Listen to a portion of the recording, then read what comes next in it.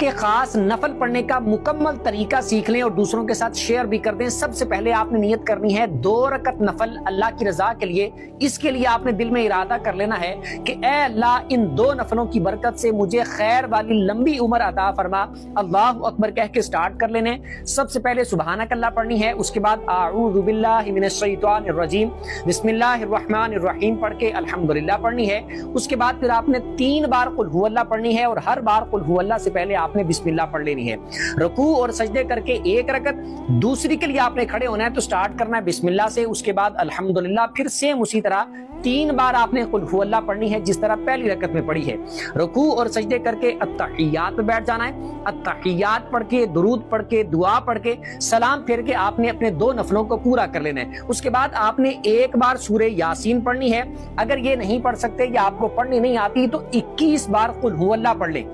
بہتر یہ ہے کہ دونوں چیزیں آپ پڑھ لیں، سورہ یاسین بھی پڑھ لیں 1 بار اور 21 بار قل هو اللہ بھی پڑھ لیں، اس کے بعد اللہ کی بارگاہ میں دعا کر لیں۔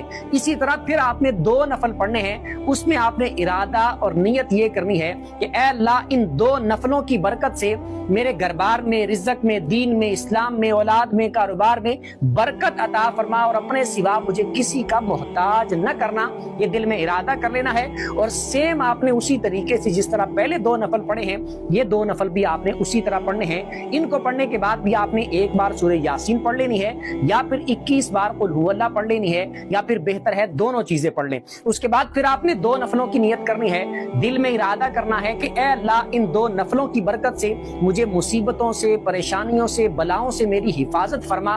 اس کے بعد آپ نے سیم اسی طریقے سے اللہ اکبر کہہ کے سٹارٹ کر کے 2 نفل پڑھنے ہیں جس طرح آپ نے پہلے 2 کر کے پڑھے ہیں۔